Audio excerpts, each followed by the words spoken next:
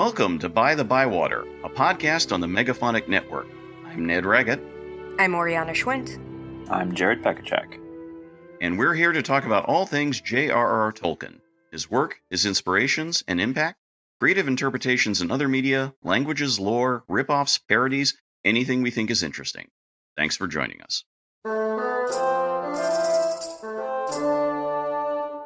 Hello and welcome to the 53rd episode of By-The-Bywater. Great to be back with you. If you are in North America, specifically the United States this time, we hope you have not melted due to the heat. This seems to be affecting a lot of people. So for those of you who escaped that, count your blessings. And let us celebrate Oriana's great big move, because we can see, as we're seeing the view in here, she's back in New York City. Yay! Yay! And the Feels first really thing she nice. did to celebrate was go on the strike lines. Yay! Yay! Bi-coastal picketing. It's amazing Yeah. that you've done it both things. So obviously this is not a report on those doings, although we would like to point out to everybody that, hey, if you are interested, and we realize your commitments may vary on this point, to future adaptations of Tolkien in the movie or TV and all the rest of it, the strike is having an impact. It will, and all that. Mm-hmm. So keep this in mind. We will see. I mean, I'll just punt this over to Oriana's general question, but presumably whatever initial plans that after the deal was announced earlier this year between Embracer and Warner Brothers about doing some of their like spin-off and new movie developments are completely on ice at this point, I would guess. Probably depends on whether whoever they it just, there's so many things that could be happening without, scabbing, or, it depends on where people are located, and, but I can't imagine much is happening. I don't know. Although, you are free to work on your own ideas, on your own, if you want to. My manager and I have been talking about a feature script and ideas for that. And that's fine because we're not pitching a studio. So that's all well and good. But yeah, I doubt anyone is actually pitching on that IP right now. So, and that's for the best. Indeed. So we will again post links to how you can support the strike in the show notes. Please do. It is very much more important than ever, even if you have gone to Anne Barbenheimer yourself this weekend. I've done the one. I need to do the other. The pink sparkly one is the one I need to do. I will get to that soon enough. So by the time this episode comes out, I'll have done both. Anyway, we are trying to keep things tight because we've got stuff to do. And so let's just plunge right in. And that means going with the news. So Jared, please, as always, do take it away. I realized I didn't talk at all during the intro, so I'm here too, everybody. And also Jared. It's been a generally quiet month in terms of news directly involving Tolkien's work, though we will belatedly note that Andy Serkis's reading of the Silmarillion is now available for listening, following similar efforts for The Hobbit and Lord of the Rings. But a couple of things to share on the secondary front. The most entertaining thing was probably the formal debut of the Magic the Gathering Lord of the Rings card expansion pack, given that a number of the characters, including Aragorn and the leaders of the Rohirrim, were specifically portrayed as not being white. There were some typical complaints from jerks and worse, but we're not them, so to heck with those people. Oh god, it was so... Yeah, anyway. A Canadian buyer was able to get a hold of the actual One Ring card, and we swear we aren't planning a heist to somehow get a hold of it ourselves. That would be wrong. Meantime, the revival of the Lord of the Rings musical is about to start a couple of days after the recording of this episode, and the promo video they've released showcasing its best song, Now and For Always, is actually pretty nice. We'll throw a link to that in the show notes, along with the general info page for anyone in the UK who is interested. Like the card sets, a number of non-white actors have been cast in key roles, another sign that things continue to improve on that wider front in terms of how Tolkien's work can be envisioned. And speaking of an adaptation that at least did that as well, The Rings of Power got some makeup, costume, and music Emmy nominations. Fine. Good job to those people. Yeah. Congratulations. Yeah, some of the costume design was nice. Although I don't understand the music nomination. The soundtrack was very good. That was by rep. Fine. That's one of those, you've been in the business a while, things we like you bear, and we'll give you nominations. Easy, Lord. But the Lord of the Rings musical, we were all kind of surprised literally a couple of hours ago when we discovered a promo video for Now and For Always. It's like, oh, this is how they should have done the musical to begin with. Yeah. I could totally get behind a very stripped down just sort of like let me tell you a tale version of this musical. I found myself getting oddly emotional watching I got that some song. like full body chills. I don't know why. It's something I was thinking about. It was sort of like, antithesis to the, the mega musical Andrew Lloyd Webber approach. And we should always remember that the dude who originally got the rights to this had worked with, can't remember specifically Webber or Cameron McIntosh, the guy behind the Really Useful Theater group that basically has been his, big production partner all these decades for all the big mega musicals, or at least a number of them. But yeah, going this route with sort of like, let's make it as you tell a tale, the idea that, as theater as always does, you're setting yourself in big landscapes of things, but you're just a few people on a stage. You can do this approach. I mean, it's I wouldn't say like they're necessarily Hamiltoning this story, but in a weird way, there's kind of vibes here. So I don't know. Yeah. It was very nice. It was very low key and sort of folksy. Right. I don't know how well that would work for some of the other parts of the story, but as long as it has this kind of like maybe more of like a hangout vibe. Sitting in front of the fire. We saw how well the other one worked or didn't work. What we know of it. What little the dim bootleg videos that we saw. Right. Yeah. Yeah, by default, we'll presumably be having, they may be warning people, please do not record on your phone, but I'm sure we're going to get at least some clips of the presentation. At least for promo. I mean, you can't not do that these days. Yeah. Wasn't it also billed as like kind of an immersive experience? Like, I don't know, you go there and there's hobbits wandering around or whatever.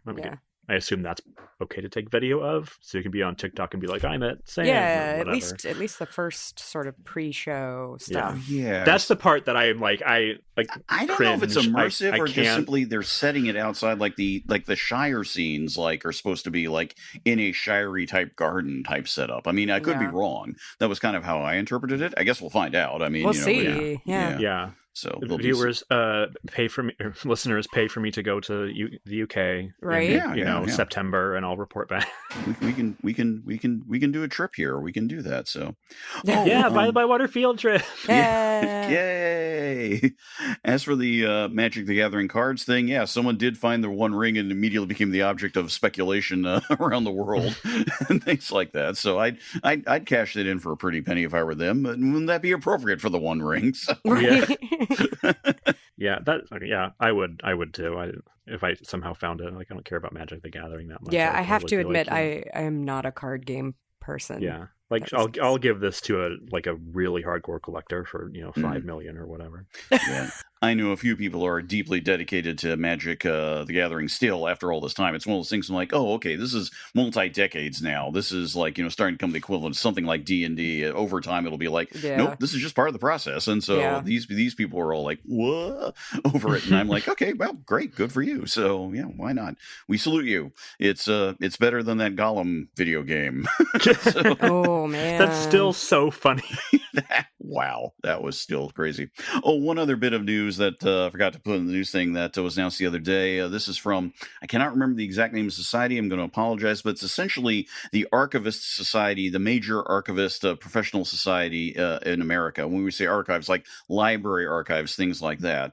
They gave their set of awards this year, and they gave a particular award to William Fliss, I believe his name is, who is the head archivist, works at Marquette University, where the Tolkien collection is, where specifically the Hobbit and Lord of the Rings collection is, and basically gave him an award congratulating him on his just excellent work, not merely on the presentation of the material, as with last year's wonderful exhibition that I had a chance to attend in Marquette, but just the back-end research, upgrading everything for the digital era, making it easier to search material. I really did get a sense of like the depth of that work when I was there, so it was great to see that getting celebrated. It provides a new role model about how to treat texts like these from one century in another one in terms of other ways of access, how scholars can use this material and so forth. It should be very interesting to see where things go from there. So just throwing that out there, that's a pretty good extra thing. But having said that, again, we want to keep on track and keep on time. And that means it's time to move on to our main topic. It is Oriana's choice. So please, Oriana, take it away. In thinking about this topic, which, as I remind everyone, is land, which once again have selected something extraordinarily broad that we're going to have to kind of... Literally. Oh. We're going to have to kind of, eat this elephant one bite at a time. But in thinking about this, I'm trying to remember the first time that I saw mountains. And that sounds weird, but real mountains, not just like, a sort of a gentle hill blasted apart by dynamite to run a highway through. And I think I was 25. I was in LA for the first time. And even then, like the mountains in that surround the LA basin are mountains, but it wasn't until I was living in Portland for a couple months at age 29 that I fully came to understand what a mountain even was, because I grew up in Florida where the geographical features were mostly just swamps, sluggish rivers, loblolly pines as far as the eye can see, when you could even see them beyond the suburban sprawl that was coming to infect basically the entire central Florida and actually southern Florida peninsula. I think as a family, we skied once in Vermont when I was really young, but they just white covered hills, basically, like friendly sugar loaves. Still kind of a hazy memory anyway. It wasn't until I drove around America for 7 months straight that I really understood land as connected to history, to culture, to language, to daily life, because the only way I had been able to connect land to all of these other concepts had been through Tolkien. I had no attachment at all to the sort of rapidly suburbanizing swamp around me as I was growing up. There was no opportunity to form such an attachment, which I think was why the world of Middle-earth really captured my heart. The Shire with its fields and little rivers, the great rearing misty mountains, the vast falls of Rauros, the fragrant woods of Ithilien, and the choking dusty plains of Mordor. There were all these words for things that I had never really seen and wouldn't for decades that just rolled around in my head.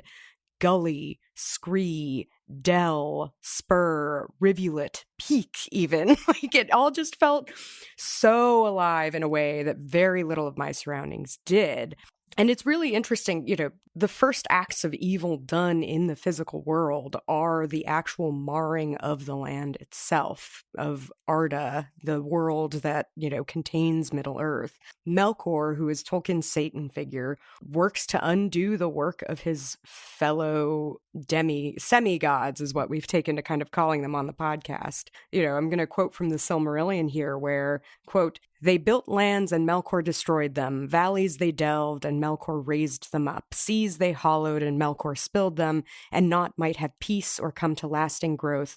For as surely as the Valar began a labor, so Melkor would undo it or corrupt it." But before we talk too much more about geography and how evocative Tolkien's description of it is, we kind of can't talk about land without talking about the cultural context of the land, which is, though the Middle-earth works were stories very tied to English language and soil, their geography is very much a more general Northern European geography. The mountains in the UK aren't that big. I climbed one kind of by accident earlier this year up in Scotland. But the geography is a Northern European geography, but as we talked about in our maps episode, it's also become sort of the default fantasy geography, and some of that is just kind of an accident of geography.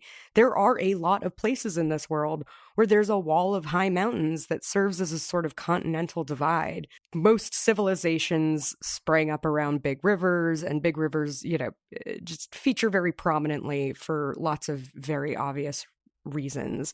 And representing evil as a blight on the land is not exactly culture specific. But we do need to consider why is this the geography that gets reproduced so much in the fantasy genre? And, is that what makes contrasts like Earthsea, for example, so welcome? But first, you guys grew up in very different parts of America than I did. Did these works open up any geographic windows for you? No, they didn't, because you have the mountain, because you're the mountain I grew boy. up, I grew up in Western Washington, which is kind of Shire-like. There's a lot of farmland around here, and then to the east are the Cascades, which are the Misty Mountains. Basically, there's a giant volcano. Just you can see it when you walk out onto my block, like as a kid, I was just like, oh, like I know exactly what this is. If you go to Eastern Washington, it's all dry and like scrubland, and okay, this is kind of like Mordor. Like it was just, oh, he was writing about Washington. Okay, Yeah. like I got it. It didn't expand my horizons because. Even the ocean, like I hear gulls all the time, and I'm like, Legolas, why are you so fascinated with these? These are like rats. This is not that cool. So yeah, it was so familiar, which might have been part of why I got sucked into it so immediately. It was like familiar, but just different enough to be like, oh, I want to go there and see how it's different. Mm-hmm. And as for me, I didn't grow up in any one place. My father, being in the Navy, was assigned to various places. If there was a general point of continuity, it certainly was the ocean, which in Lord of the Rings, at least, only appears really indirectly once if you talk about Legolas's memories of when he hears the seagulls. And then finally, of course, at the very end, which it's more a different kind of vibe, if you will, for lack of a better term. Whereas for me, I was certainly born not too far away from where Jared lived in Bremerton, but I was a baby when I left. After that, I was growing up in San Diego on the coast, Hawaii, and then the Bay Area here in the Vallejo Mare Island area. Only when I was living in upstate New York for 3 years, where there was a small Navy base that my dad was running, was the only time that I was away from the ocean. So with all that said, by the time I really got into Tolkien, I was already very much a reader and aware of things of Hobbit, and the impressions were more sort of, to borrow a term, misty, I would say, in terms of how I was taking in the land back when I was reading in the 70s. When I read Lord of the Rings properly in the 80s, and that was upstate New York, by that time I already had some experience, you could say, with, varieties of land is the best way to put it.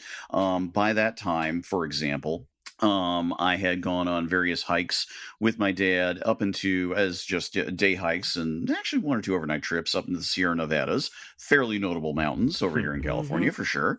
Also just other coastal hikes, things like that. I'd seen snow already for the first time.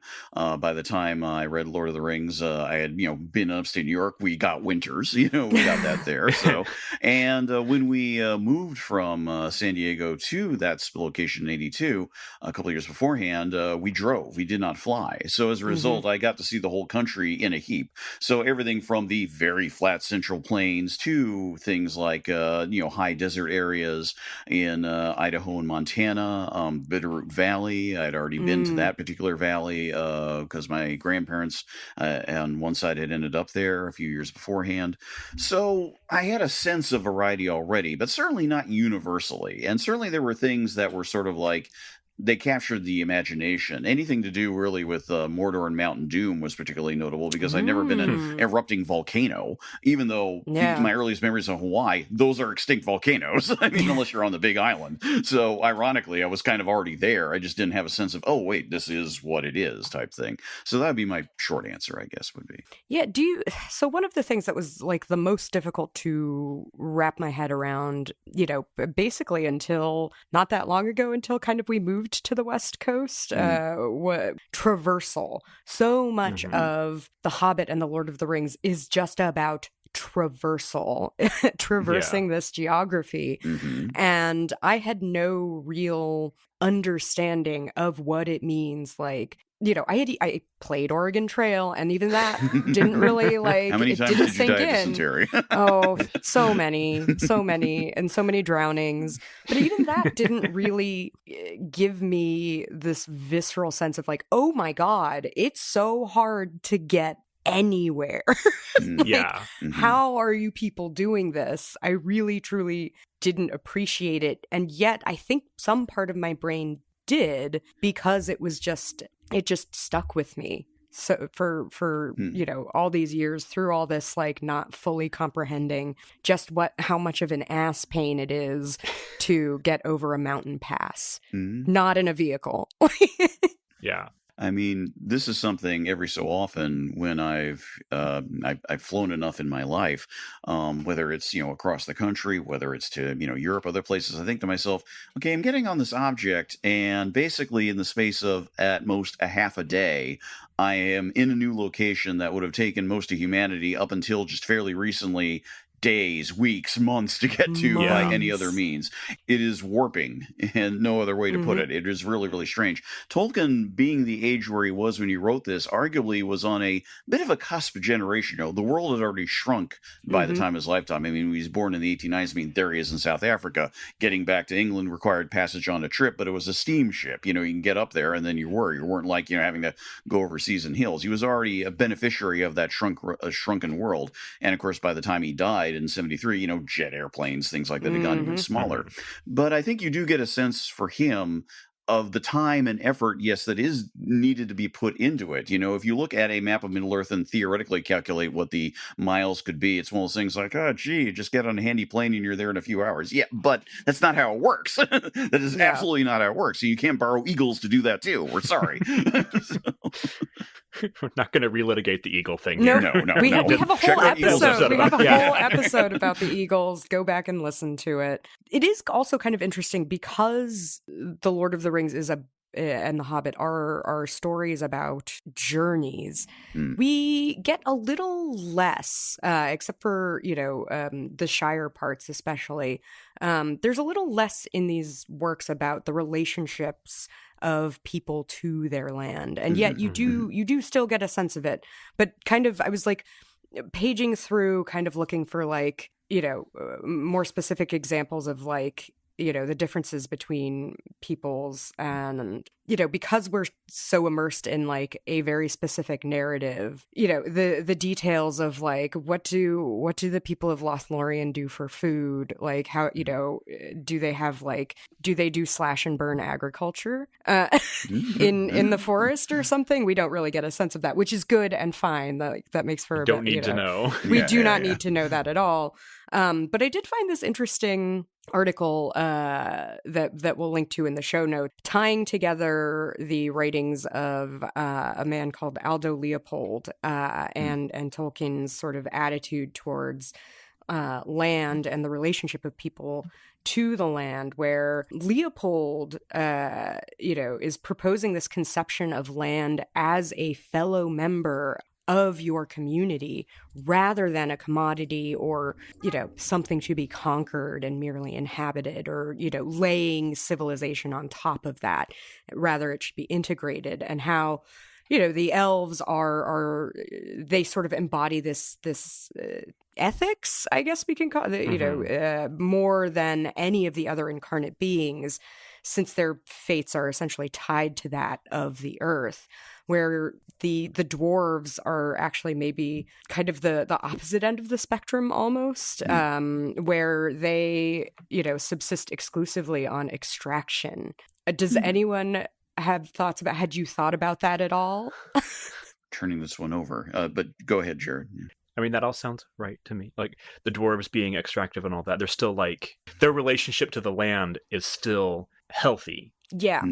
Or generally, obviously there's the whole like delve too greedily and too deep kind of thing, and they'll have need of wood and all of that. Like, yes, there are ecological costs to what they're doing, but you have like Gimli's speech about the caves of Helm's Deep, where it's like, no, we are capable of recognizing when a natural resource should be left alone, and we can appreciate its beauty, and anything we do to it will only enhance that. And I think that part's a little arguable, but he's treating it as something that has to be respected and cared for in a very elven kind of way. And no elf has a similar speech. They're all like, these trees are awesome, but there isn't that same sense of partnership that a dwarf apparently feels. Yes, there is something really interesting there about, yes, the elves have their flats that go around the trees, but not theoretically, not through the trees.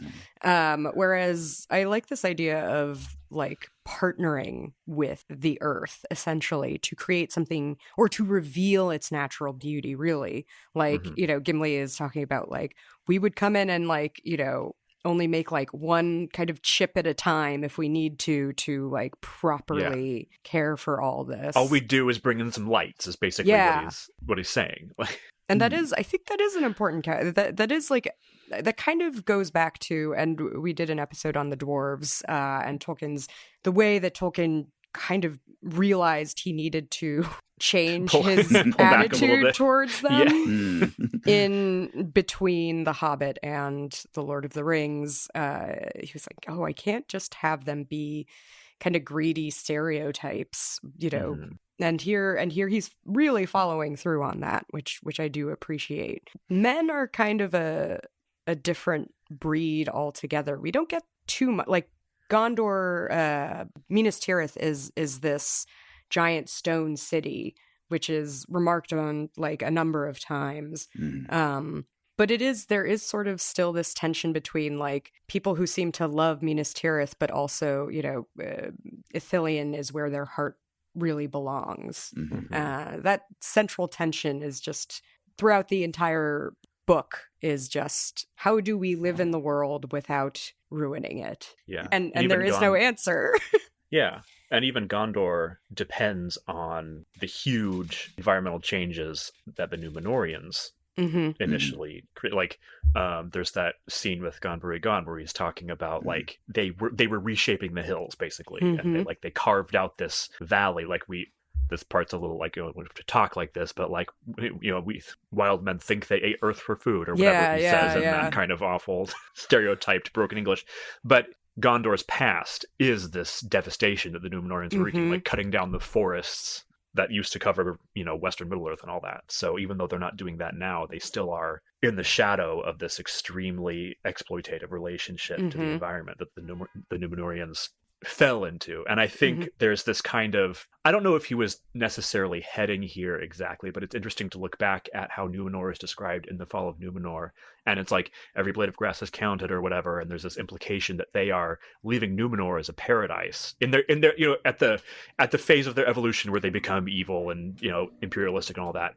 Númenor is untouchable. Númenor is home, but they're going to go and take everybody else's stuff. And that's a very like damning view of an island empire. Yeah. Let's say. Of this, like, we're going to go out and take everything, but we're going to try and make our home unspoiled.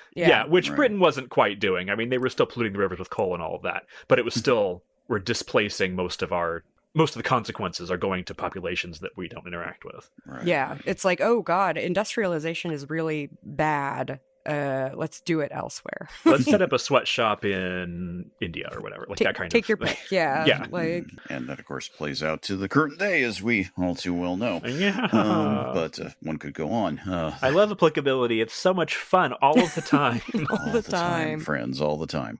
But you've touched on something I did want to bring up. Actually, there are kind of two things that have been brought up separately now. One by Oriana and one by Jared. I'll address both quickly if I can. The first was Oriana, when you quoted the Silmarillion and the sense that the Valar are creating things, and then Melkor comes in and knocks it down or screws things up or all the rest of it. And yet, what was interesting in sort of the formulation was that it wasn't necessarily that he was coming in to ruin everything. He just says they did one thing. It's like, let's change it back to the way it was. You almost got a sense of Melkor as sort of like working on the group art project and just simply saying, I'd rather do this. You're doing it wrong. Let's do this instead, which in his own impulsive way seems to sit with this framing of Melkor going, it's all about me, and Sauron being the later one going like, I want to plan it this way, which is not inappropriate, I would think. So there is this sense of, it's interesting because, of course, how much of what we see as destroying things in this interesting formulation that Tolkien provides for how the world is shaped in a theoretically anthropomorphically happy way is that it's more mutable. It's not necessarily that Morgoth always wants to, or Melkor still then wants to ruin everything, although of course when he destroys the lamps he is, but still a lot of it is more sort of the sense of, if it's something that you're doing, I'm against it and I'm going to do it the other way. So that's just an interesting sort of like little extra formulation. The other thing I wanted to turn back to was Jared brought up Gonbury Gone, and we have our episode on him, the 7th episode. Do check that out. I think it's one of our better ones. And something that we talked about in some detail there, but we can expand out here, is the strong sense that, land and people, as you've both been talking about, this identification of location and culture, is that I was thinking more today about how Tolkien pretty clearly sets all his cultures on the, one could be harsh and say the bones of, but you could also say the roots of so many other civilizations. Pretty much no civilization in Lord of the Rings, to use it as an example, because it is the most well-known, is on quote-unquote virgin ground. It really doesn't exist. Everything has something below it or beneath it or survival into the present day from it in one way or another. It can be the Shire. It can be Bree. It can be the evidence when they go through Eregion or what's left of it. It's still either the civilizations are just simply gone, Moria being the classic example, there's just the ruins, or everything is pretty much built on top of or relies on someone no longer being there for it to work. Rohan being a classic example, but not solely that. So it's interesting because this in many ways is often seen from American eyes as a particularly American variant, i.e. the polity that is the United States of America versus all the First Nations that were here. But this is obviously something that Tolkien is thinking about in his own context and in his own way and in his own setting. It isn't just simply something solely imperialistic. It's something deeper than that. And he had plenty of history to look throughout the two main British Isles for that, whether it was Ireland, whether it was Scotland, whether it was closer home, it was Wales, etc. It was all right there. So for him. And so it's how he works with that is interesting. It's in constant acknowledgement that that is there and has to be at least addressed. He's not interested in burying it, which I think is very fascinating. Yeah, that's something that I didn't, kind of going back to the first question here, was like, I got the environmental part of it as a kid. Sure. Instantly. It was like mountains, deserts, ocean, I'm there. But I didn't get that sense of history until I went to Europe and was like, oh, okay, no, there's like a Roman tower on this hill, and it's just there. Like, you see it every day. It's like that layering, because growing up in the US, we're not great about acknowledging our history and the people who were here first. So I was just like, man, I wish I lived someplace with history, which is an extremely privileged viewpoint to have. Like, oh man, Seattle's only 150 years old or whatever it is. Like, oh, that's so, but like, nobody talks about, the Duwamish villages that were here. Maybe they are now, but they weren't when I was a kid. So I was missing that history. And it's not my connection to the land, but it is humanity's connection to the land in this place. And it was not part of my experience. So reading Lord of the Rings was a way of vicariously having that experience. And now looking back at that, I'm like, oh God, like, again, really privileged. But I feel like it's just, it is privilege, but it is also natural. There was my like sort of geographic awakening, I guess we can call it, once I actually saw the stuff that was being described in the books. And then there was this sort of like cultural geographic awakening, which was what you were just talking about, which was going to Ireland and being like, oh my God, there is all this stuff that has been, and reading foundational Irish myths and being like, oh, it's just like waves of people coming to this island and taking over each other and going. And like the myths that you read are like, oh, and then they went to Ulster or whatever, and it's like Ulster is still a place on the map that you can point to, and that's crazy. And then going there and like, oh, I'm in Ulster now, like that. Yeah, that's not an experience that I had as a kid. No, because America's stories are about the East Coast, like yes, very true. Or Manifest Destiny, and I was not about that even as a kid. So, what, you didn't believe? A line just suddenly leapt out of me is that especially since the focus is maybe we're trying to aim for land then history, even though we're talking about the intertwining, is the sudden moment that just suddenly occurred to me. One of Tolkien's most interesting ones, because I wonder how metaphoric it's supposed to be in context, given who's saying it, is the very interesting line, speaking of Eregion again and Holland and that area that they're traversing, the Fellowship traverses before they get to Moria, and they sense the ruins and the things are out, and then we have that interesting line from Legolas. I've got it right here, and to quote it in full. But the elves of this land were of a race strange to us of the sylvan folk, and the trees and grass do not now remember them. Only I hear the stones lament them. Deep they delved us, fair they wrought us, high they builded us, but they are gone. They are gone. They sought the havens long ago. And that is a really interesting thing the more I think about it, because I've always presumed it to be strictly metaphoric. I still do, but something almost wonders, like, Tolkien's sense of like, immersive power in landscapes. I mean, we're talking about a sequence right before Caradhras, which is a example of a landscape monument that seems to be alive, is very, very just weirdly fascinating. The sense that it's not just simply the people remembrance or memory there, it's something even deeper, even something just buried. So I always read that as completely literal. Interesting. Yeah, me too. Okay, there are other moments where somebody will be like, any place where elves have lived, the land remembers them. I forget. Okay. That's not quite verbatim, but somebody says that about some other place somewhere. I can't remember. Somebody will know, I'm sure. But it is a recurring theme, is that wherever elves have lived, it is a place that is now maybe more alive in a way, and will resist certain things like evil or decay or whatever. So I always was like, this is Legolas is total, and he's really hearing the land here. That does touch on one element that was just really resonated with me. I kind of alluded to it in my intro, but this idea of the land as being so much more vibrant and alive than the stupid suburban sprawl where I grew up, which, like, it's kind of funny. We moved to Florida when I was like 4, so it was just forming memories, and it was a developing area. There was still lots of swamp around because that's basically what it was. And I do remember being babysat by one young woman. I can't remember how old she was, but I remember going to her house, which was kind of deep in the middle of nowhere, and there was just a deer in the kitchen. And I was like, babysat by a swamp witch, right?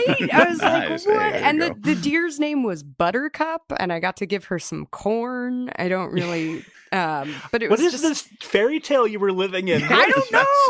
Like, am I making this up? Like, I have to, but this was very early on. And then, within a couple years, like by the time my siblings were born, it was all going away. And I think, I didn't really feel this connection to the land because there wasn't land. It was all concrete and asphalt, and it was shrinking by the day, or there was stuff that was just like fenced off. There's all this nature that's just behind a fence that you can't experience, which is like most of America, which sucks deeply. Like, a quick digression, like I remember going when my husband and I got married, we went to Sequoia National Park, and we stayed in the town of Three Rivers, which is a little bit outside the park. And the town of Three Rivers could be very beautiful, but it's all fenced off. There's rivers. There's at least one that like you should have easy access to, and all of the access is fenced off, like, to the general public, and it's such a huge bummer. And that may also be one of the things that resonated with me reading these books, was the idea of like, you can just walk anywhere through beautiful nature, and no one's gonna stop you, no one's gonna yell at you, no one's gonna point a gun at you. You Sick can their just giant do dogs that. on you. Yeah. Yes. Unless they're Farmer Maggot. The one exception. It seems, There's one exception, and that's like in, sort of the Shire. After that, it's kind of, you just get to go wherever, and that's like, that was intoxicating an idea to someone like me who was fenced in by more than just fences. Like, roads were a huge barrier to me as a child. This is an automobile country. This, you don't believe in pedestrians here. Come on.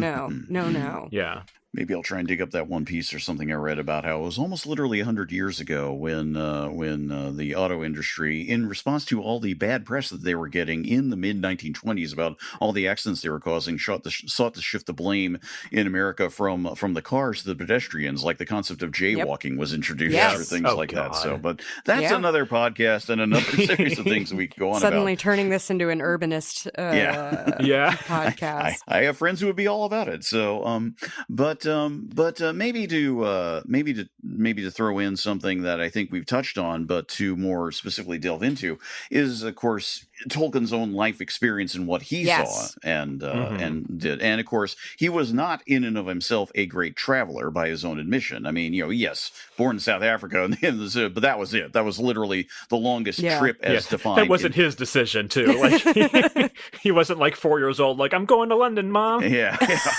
Once he got back to the UK, it was pretty much there and chunks of Western Europe, including, and some of that was obviously very influential. It is very well known, for instance, he said so himself, that when he went and climbed the Alps and experiencing that was a sense of, here are mountains, getting that sense of how it works. And here's Rivendell. Right, and or how Lake Town could be, or things like that. So those elements were definitely there.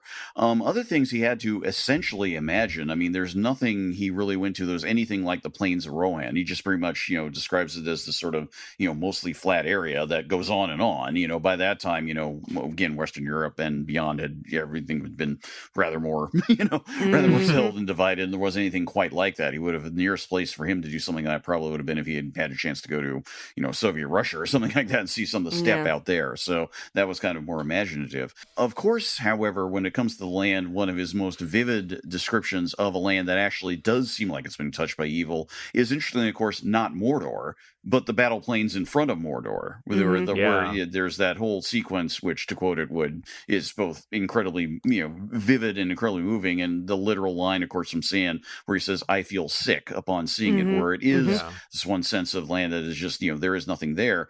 And as has been, I can't remember if there was ever an exact quote from Tolkien himself, possibly in the letters, but pretty much everyone reads as, the destroyed landscape of World War I, the trenches, the death, the fact that nothing seemed to survive. It was literally just nothing but, mud and ash and pools of, black. So is the thing. So, land at its worst sort of there. Again, we can sort of talk about the fairly obviousness of this. Not merely war is bad, but destruction is bad. But it is interesting that he was able to try and create a sort of a thing that was sort of like, what is the antithesis of life, I guess, and this was how he framed it in that very particular way. Even, there's the line about how even there would be like, a haggard of spring would come to the dead marshes. I think he says something like that, or a form of it, but it wouldn't come here. Nothing would ever come there. And I think it's one of his most strongest passages as a result there, maybe I'm just stating the obvious, but there we are. So, I mean, we don't have that much time, but the whole thing about like the effects of industrialization and war and the linking of the two and their effect on the environment is obviously like that's a whole episode in itself. Yeah. How much Western ideas of industry and production and consumerism are destroying the environment. And I don't know if I want to say simplistic about it, because like there is kind of a clear good and evil here, but it's just like, this is bad. Come on, guys, we got to stop doing this. And that's kind of where it gets left. And that's okay. The book they're not. Yeah. It's about a ring. It's not about like taking down Exxon or whatever. So it kind of is, but it like not really. Yeah. I do think that's what Saruman does to Isengard is kind of, and we've talked about the Peter Jackson movies a lot. That was one of the things that I loved the most about that's about such those a movies. Good sequence. Fantastic, of just seeing just the trees chopped down and just flung into the fiery pits. Just outstanding. Really, really good depictions. This kind of brings up something. So like Tolkien is very good at what he does. He wrote not only what he knew, but kind of what he knew he could imagine, if that makes sense. No, that makes total sense. But we, and thankfully, like, it's, even though this is kind of the default geography of a lot of fantasy, it is not the only geography of fantasy. What are some, I mentioned Earthsea, which is wonderful because it is such a distinct contrast intentionally to this kind of conception of a new myth. What other works of fantasy have you guys read that kind of lovingly contrast with Tolkien's world? I'm actually fishing for recommendations because I'm actually kind of limited. Like Earthsea is like the one that I think is like the most contrasting. Yeah, that's certainly one of the most well known. There's another one of my favorite Ursula Le Guin series, aside from Earthsea, is her Annals of the Western Shore, which is kind of it's very Western European, but it's Southern Western European. It feels very Mediterranean. Like the belief system of the people is very like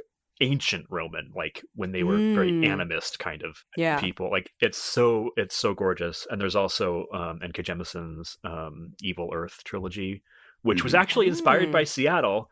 She has a blog post where she's talking about, I was in Seattle and it was like one of the most beautiful cities I've ever seen. And I kept thinking about how an earthquake could just wipe it out. And like, that's where but so it takes place in this world that is geologically so unstable that people are like evolving essentially to be earthquake ready at all times. And it's fascinating. So those are two. Shamelessly, my book is in dialogue with this, but I'm not going to tell you how. You got to pre-order it but when it's available. Yeah, I'm trying to think of some of the ones I would sort of recommend. I would say, I mean, yeah, part of it is indeed the contrast to actually have something that is not sort of tied to, especially a quote unquote, just typical Western European framing, which so much epic fantasy kind of by default, sadly, has found itself dealing with, sometimes to an extreme degree. But besides Jemison, I mean, it's not a question of think, we are seeing a lot of younger authors coming up who are basically setting things in different scenarios based on both where they're at or their own experiences or the sense of where history is drawn from, whether it's something that reflects more of a quote unquote mainland Chinese setting or something of the archipelago of Indonesia or things like that. In the latter case, there is a gaming system which is unfortunately the creators have just now fallen out, so it's ending, called 1,000 Islands, which they produced a bunch of modules in one sort of overall adventure book, which, while not a written story, at least provides a sort of framing to sort of carry out adventure in something that is very distinctly unlike the typical first gen, sort of like, D&D type landscape. So in other words, ways of rethinking about this. An example of an author, I think, who has a very specific Tolkien tie, who in his own work has over time started to embrace this idea of not simply doing the same thing over again, would be Guy Gavriel Kay, who was Christopher Tolkien's assistant on the Silmarillion. His first big epic fantasy series, books I should say, the Fionnevar Tapestry, is essentially his riff on a Middle-earth type scenario. From there, it's more a matter of alternate histories, but he's basically sort of expanded out from doing alternate histories in alternate Western Europes, which were the first couple of books after that, to things that are a little more on other locations and other sort of like ideas. Something that was more like, something was predominantly a classic, Viking civilization as opposed to just the lowlands. Something that was set in an equivalent of the Anatolian Peninsula, which is not Western Europe in many different ways. Things like that, sort of like saying that, hey, we can do more. And again, there are younger authors out there whose names are escaping me. This is bothering me because I have some of these books. They're in the other room. So that are... We'll put them in the show notes. We'll put them in the show notes. Well, there's, I think Fonda Lee is her name. I'm spacing, but her Jade trilogy is like fantasy set in East Asia. I'm spacing on specifically where, but it's kind of like almost like 30s Shanghai is the vibe, right? But with magic. There's Aliette de Bodar, who's Vietnamese, I believe, and her or there, I can't remember. I'm sorry. I got several books set in like fantasy Vietnam, kind of doing for Vietnam what Tolkien was doing for England. I do wonder there's a lot. If as climate change continues to kind of ramp up and start ravaging more and more places, if literature that sort of comes from the global south will maybe we'll pay a little more attention to it as kind of a result, and some of this was just like, well, people for a long time were like, well, this is the ideal, this is like it's where we go for vacations. It's where we hang out. It's, kind of this beautiful idyllic. And I do wonder if as those places kind of become, hotter and hotter and drier or just subsumed by catastrophic flooding, I do wonder if we'll kind of look elsewhere geographically. That's my sunny no. Okay, well, we will obviously, there's a lot more to talk about, but I am conscious of the time, and I am going to leave you all with my favorite sentence in all of Tolkien, as evocative, Ned, as the passage that you referenced about, the area in front of Mordor. that is probably the most evocative one. Mm-hmm. But my favorite sentence in all of Tolkien, it comes from the Silmarillion, and I have part of it like literally tattooed on my body. It is, "In the changes of the world, the shapes of lands and of seas have been broken and remade. Rivers have not kept their courses, neither have mountains remained steadfast. And to Cuivianen there is no returning."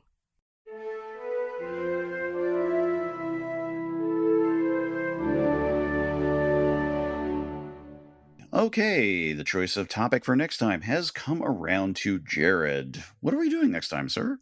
We're going back in a few ways. We just did an episode about this, kind of, but not really. We're going to go back to Numenor on the Lost Road.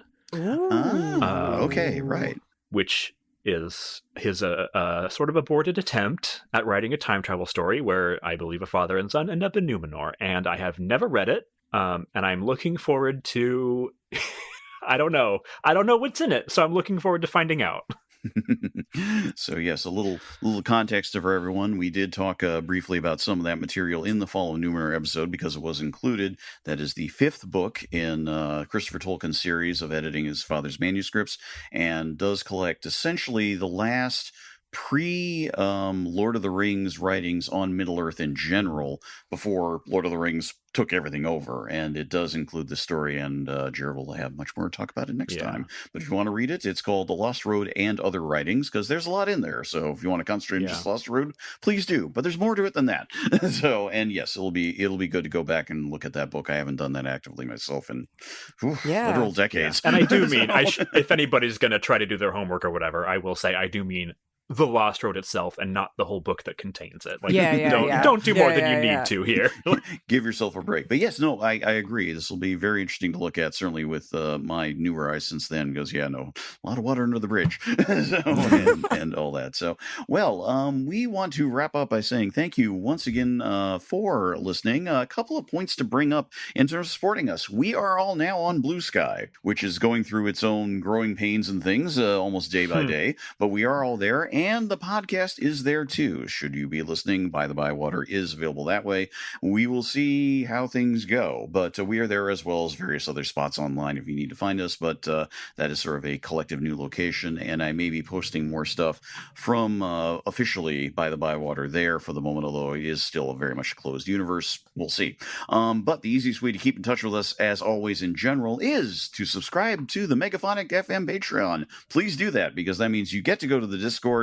And I'm trying to remember some of the goofier things in the good way that we've been doing on there over the past month. We've had some great, too many memes, discussions, and a reminder of that independent fan film about Aragorn's dad that they just had the other day, Born of Hope, which is very much a post Peter Jackson trilogy thing that was about Arathorn, father of Aragorn, that some team made of happy enthusiasts back sometime in the 2000s, and who knows? Having been reminded of that, maybe I'll finally see the thing. I just remember hearing about it, but it was just... it's on YouTube. Might as well give it a whirl. So maybe we'll throw a link in the show notes. So it's thanks to everybody on the Discord for contributing and doing this and that. Our friend Jess was the one who brought that one up. One of many cool people you'll find on the Discord. So please pledge, join us. It's fun, it's great, and we'd love to have you there.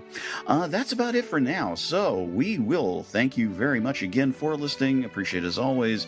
Reach out to us as you do if you would like to know more about anything, and we will come back to you next time. So we'll see you in a month's time then. Until then, see ya.